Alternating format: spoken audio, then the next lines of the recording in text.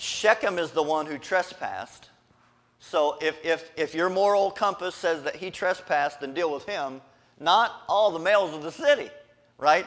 They took their anger out on the whole adult male population of the city, making multiple widows and orphans, right?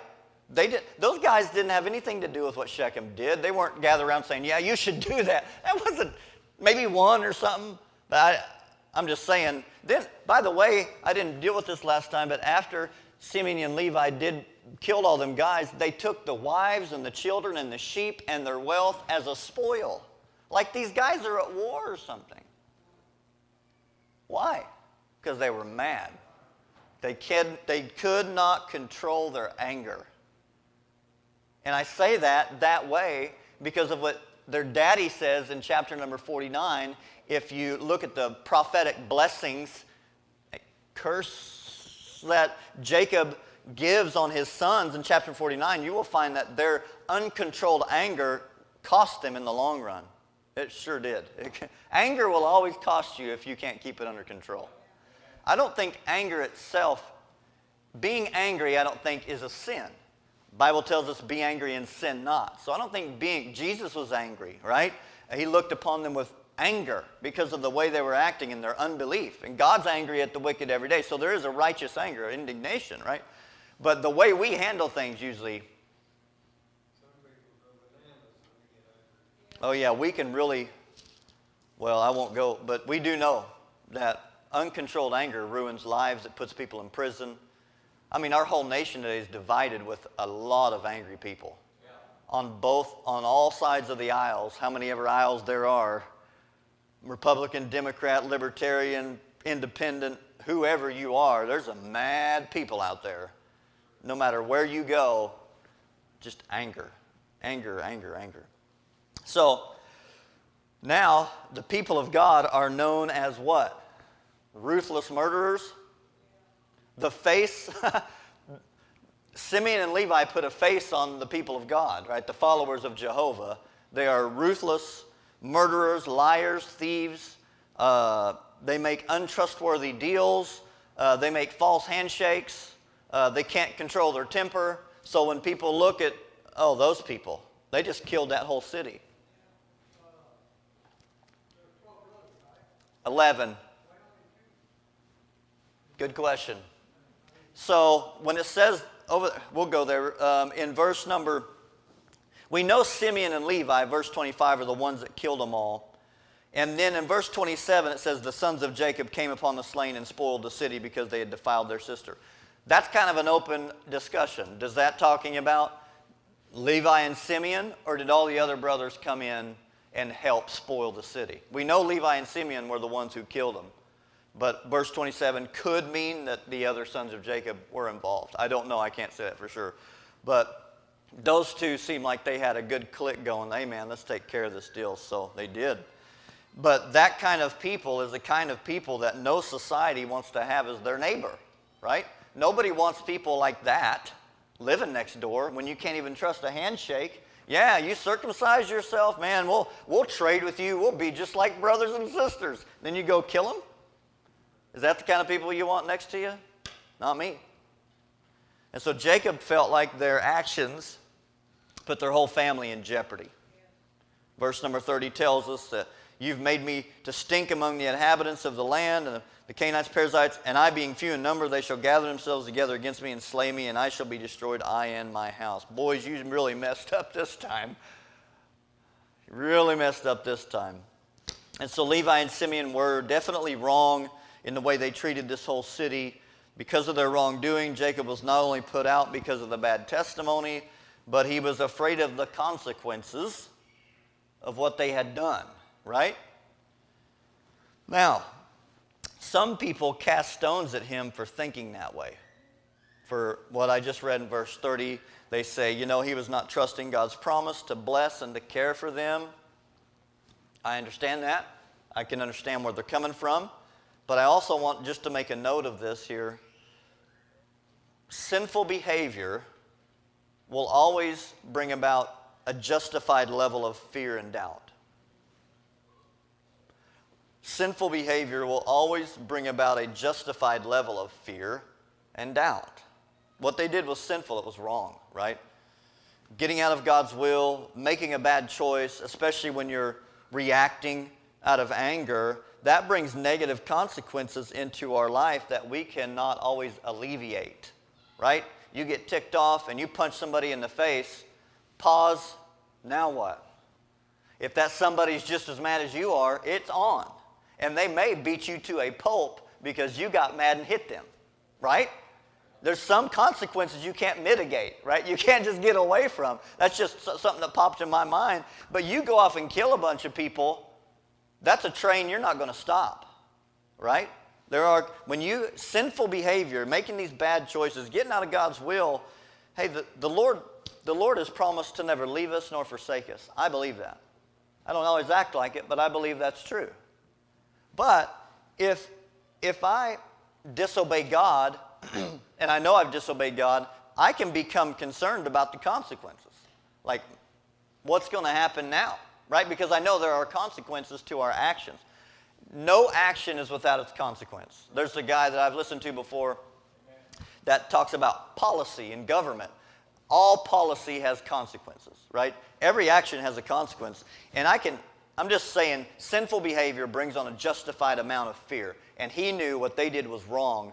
And man, I know God's promised this, but man, we could be in some trouble here. I'm just saying I can understand his concern, right? So I'm not going to crucify him for saying what he said. Now, the question is, would God have allowed some of these inhabitants of the land, the Canaanites or the Perizzites, would he have allowed them to destroy his family? I don't think so. But, in the heat of the moment, in that moment, I'm just saying, if we did just read here, I don't think so, because we read that as they journeyed, God put the fear of God in the people to not touch them, right? We said the terror of God was upon the cities that were round about them, and they did not pursue after the sons of Jacob. So it seems possible that they were gearing up and thinking, hey, maybe, but then God put the fear of God in them and said, we're not going to mess with them, because I'm just saying, right? I will say this, Jacob didn't know that though, right? I don't see where God said, hey, Jacob, I put the fear of God in them, they're not going to pursue you. God did put the fear of God in them, and they didn't pursue him because of the terror of God that was in them. And I'm sure we understand Jacob didn't do wrong here, but in the midst, I just want to put this out there. Jacob didn't do wrong, but in the midst of Jacob's fear of the consequences and what was going to go on, the Lord never came alongside him to console him or to encourage him to just stay where he is. Have you ever had somebody do something that was just totally dumb, just wrong? Clearly a bad choice, clearly a sinful choice. And then somebody may go up to him and say, oh, you're okay. It's okay. Just keep on doing what you're doing or whatever. That's not really good advice.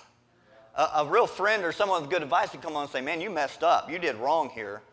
Maybe you need to rethink what you're doing. Something like that. God didn't come along and say, again, Jacob didn't do wrong, but God never came along and said, oh, you're okay. You just stay put. He never said that. Like he didn't send him a comforting word to reassure him, that's where you need to be, and don't worry about what you're worrying about. It didn't say that. Actually, it seems to me that he used that to call him to Bethel. Verse number 1 comes right after verse number 30 and 31. So this all happens, and it seems that God used that to say, I need you to go back to Bethel. Back to Bethel, right? Bethel, the house of God. I need you to go back to the house of God. I need you to get right. I need you to think better. I want you to do this, right? By saying that, I'm not necessarily suggesting that he was wrong by being in Shechem, right? I'm not going to go there either. But Jacob was fairly deeply invested in Shechem, right? If I remember right, he had bought a parcel of ground there. Yeah, he bought a parcel of a field. He was pretty deeply invested. I don't think he was there very long, but he was pretty invested in Shechem, and it took a serious situation to disconnect him from being there. And if there was ever a good time to relocate, boy, now's a good time. You ever felt that way? I think it's a good time for me to go. Good time for me to leave the room. And I don't think it's without significance that he called him back to Bethel. because being in Shechem, whether it was right to be there or not, being in Shechem was clearly not good for his family. Why would you say that? Well, besides the issue with Dinah and the different value sets of the people in the the different values of the people in the country, being in that place had made the worship of idols acceptable and easy. It doesn't matter where you are. It doesn't matter where you go to church, if you go to church, who you hang around, what you watch, because it matters. It might make you more holy, or it might make you more unholy. It might open a door for being better, or it might open a door for being worse. Hey, what's up, man? You're good? I wish you didn't have to go put up a sign, but you're here, amen. Anyway, so, I mean, you know what I mean. Like, the people you hang around does have an influence on you. And so there they are in the middle of this place, and it seems pretty clear to me that it was like opening the door to worship idols. Why would you say that? Because Jacob, hey, you need to get rid of your gods because we're going to go talk to the true God. So apparently he knew that they had gods, right? I mentioned that already, right? Clearly they were becoming more distant from the Lord. I will refrain. But clearly, some people become more distant from the Lord, and their actions, their behavior, their words, or their inaction reveals that, yes? I mean, is that not just clear, right? You don't murder a whole city full of males, or the whole male population of a city because you're walking with God.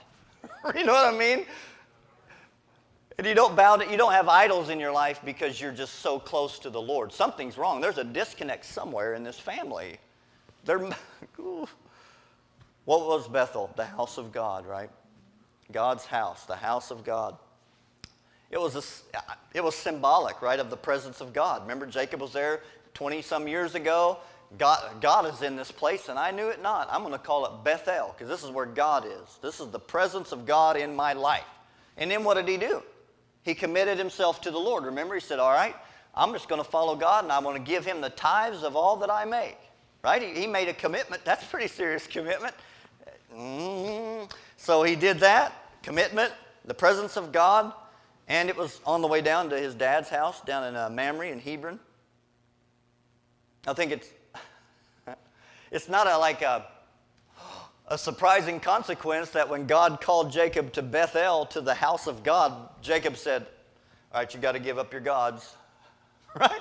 If we're going to go to the house of God, if we're going to go meet with God, you got to give up your gods and sanctify yourself. He says it right there. He says, put away the strange gods that are among you and be clean. Change your garments.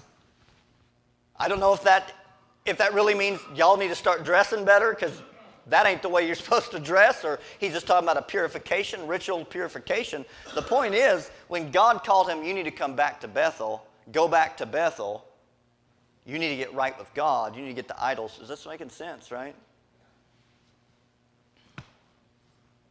And then the Lord meets with him again while he's in Bethel. Reassures him of the covenant, right? I am God, be fruitful, I'll bless you, kings are going to come from you. He reminds him, you're no longer Jacob, you're Israel, right? That's a covenant name, a name to remind him and everybody else that they're a covenant people. You're not just in the world anymore, you're my people. And you need to be following me closely. It was no doubt that was a difficult time, right? His boys go out and murder all them people. Good night as a dad, you're thinking, what did I do wrong? Where did I go wrong here with my boys? They're out there, and could I have made a better, difficult time? And the move was brought on, the Bethel move was brought on by bad decisions, but I think Jacob knew it was a good move to make. Have you ever felt like, I need to get things right with God? Yeah. I feel like that often. Like you just kind of drift off and you find yourself in Shechem, worshiping idols, right? We don't bow down to trees, but you know what I mean. There's idols in our hearts, and we're not walking with God. I don't pray like I used to. I don't read my Bible and meditate on it like I used to. I don't have devotions like I used to. You ever just found yourself saying, I need to tighten things up? I have gotten lax. I have gotten lazy I've gotten undisciplined. Oh, discipline. Oh, stop that. I need to return to the Lord, be more disciplined, have more commitment. Surely we've all been there. And that's what Jacob was doing. Verses 2 and 3, won't take time to go through it, but that's what let's go to Bethel and I'll make an altar to God, right? So Jacob's, I think we will finish this. Jacob's getting things back in order, getting back to God, right? Back to Bethel. Heading down to his father's house, and all of a sudden, heartbreak. Have you ever, I know I'm getting ahead of myself, but have you ever just like, I got to get right with God, man. I got to get down to the altar today, or I just got to meet with God. Whatever the circumstances were in church or at your house or wherever, you say, I just got to get alone with God. And you get alone with God and you get things right with God and you get up and you're going about your life and all of a sudden, what? Look at verse number 8. Deborah, Rebekah's nurse, died. They're in Bethel. And Deborah, Rebekah's nurse, died. She was buried beneath Bethel under an oak, and the name of it was called Alon Bakuth. Deborah was probably like a grandmother to Jacob. Having been the nurse of his mother, Rebekah, she would have been like a grandmother. Meaning, as far as I'm understanding this, Rebekah's nurse, Deborah, that went with Rebekah when she went to get married to Isaac, Deborah went with her. That was a long time ago. And the way I'm understanding nurse is, Deborah would have helped raise Rebekah from a little bitty girl, maybe a baby. Either way, when she was young, right? She was her nurse. And now she's dying. Consider this. Jacob is around 100 years old right here. Okay? Jacob's about 100 years old. And this woman, Deborah, was her mom's nurse when she was a little girl. So Deborah's something like 150 plus. I've read up to 180 years old. Some of the Jewish writings, at least somewhere around 150. This woman's old. No offense, but she's old. That's a lot of years. And she dies like she's like a grandmother. And how I read this is Deborah, how I read it, Deborah must have been traveling with Jacob. Like she was Rebekah's nurse, so why was she? My thought is maybe Rebekah didn't need her service anymore, right? She didn't have any kids, and she didn't need her, so maybe Deborah said, hey, can I go help Jacob with all 400 of his kids? Can I get a Deborah somewhere? I joke with my wife all the time, let's go get the maid. We don't have, ain't no such thing in this house. If I was rich, maybe. But it would be nice to have a Deborah with 11 boys and a girl, because Benjamin hadn't been born yet. You know what I'm saying? So maybe Deborah was like, I'll go. I don't know. But we are told that they buried her beneath Bethel under an oak, which my understanding is that probably means that was in a valley below down the city's slope. And it said they named the place Alon Bakuth, which means the oak of weeping.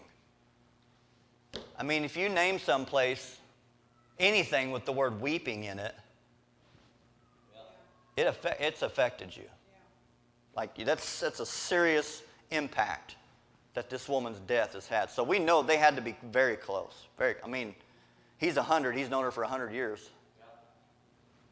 I've never known anybody for 100 years. I don't know anybody in this room. I've never met anybody that knew anybody for 100 years. That's a long time. But the Lord, verse number 9, after this tragedy, the Lord appeared to Jacob, renews the covenant, encourages him about the future because, you know what? In the middle of a distressing situation, the future can look very dim. Especially if you have just like rededicated. I have seen this and it is so frustrating. Somebody comes back to the Lord. They confess sin or whatever it is and they get right when they're just excited about being right with God again. And immediately something bad happens. Somebody dies. They lose a job. Whatever, a kid gets real sick, they get real sick, something like just nails them, just bam, jab, right to the gut. I've seen it too many times. And what I also have seen too many times is them fall right away. And they're thinking, I just got right with God, what is going on? I don't know what's going on, but that could be a test. Like, are you serious? Like, God proved the nation of Israel over and over and over again. Like, are you serious about following me? You just made a commitment. How serious are you? Too many times I've seen, it's sad, man. I hate it. They're gone, right? I don't know. Doesn't it stink? Like, I'm just trying to do right. Okay, I don't have time. I don't have a lot of time to go through it. There's another thing. Look here. Go on through verse 9 and 10, and God gives assures him of the covenant and his future. And verse number 16, they journeyed from Bethel, the little place, to Ephrath, and Rachel travailed. She had hard labor. Came to pass when she was in hard labor that the midwife said unto her, Fear not, thou shalt have this son. Came to pass as her soul was in departing, for she died. She called his name Benoni, but his father called him Benjamin. Rachel died, buried in the way to Ephrath, which is Bethlehem. Jacob set a pillar upon her grave. That's a pillar of Rachel's grave unto this day. Look, man, Deborah just died. Like, he's going to Bethel. Lord, okay, put away the idols. I'm going to Bethel. And they made the altar, and God, Deborah dies. Then he's like, okay, you're going to be fine. I'm going to bless you. The future's bright for you. Just trust me. They travel a little more, probably on their way to his dad's house down in Hebron.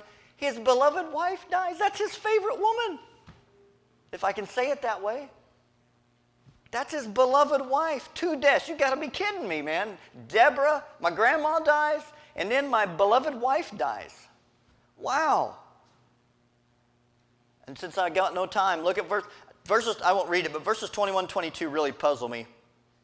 Seems like his son sleeps with his concubine, which would be Rachel's maid.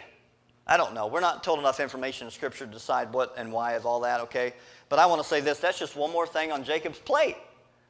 Death. My son just committed some weird stuff with my wife. It's just like one thing after another. You ever been there? Jacob continues on down to his father's house, and while he's there, his father dies. You seeing this? Man, he goes down there, verse 27, come to Isaac his father, city of Arba, which is Hebron. And the days of Isaac were 180 years, and Isaac gave up the ghost and died. I don't know how long he was there, but it wasn't too long, I don't think. And his dad dies. Man, okay, I got to be done. But you know what it sounds like? You know what all that sounds like to me? A 4-letter word. Life. Life. Right? We're traveling around. We're trying to do whatever. We're getting the weeds. We get off track. God calls us back. And then it really gets hard. Then it levels out. What a story. We're not done with Jacob, but we will be for a while. We're about to start in Joseph's life. And Jacob stays in Hebron until he goes into Egypt. But what a life. What a life. But isn't that like our life? We're here. God calls us here. We get saved. We go here. We do this. We gain that. We lose this and all this stuff. And it's just life over. And Solomon said it's all the same. Nothing's different. Nothing's new under the sun. One generation comes, the other one passes. Here we are. That's it. We got to meet. God is still good to us. We're saved. The future's bright. It's hard. I know it's hard, though. A lot of stuff to deal with. That's why we got to stay close to the Lord, right? Heavenly Father, thank you for your love to me, and please bless the rest of this day and what is said, and help us, Lord, to be encouraged to just continue in the right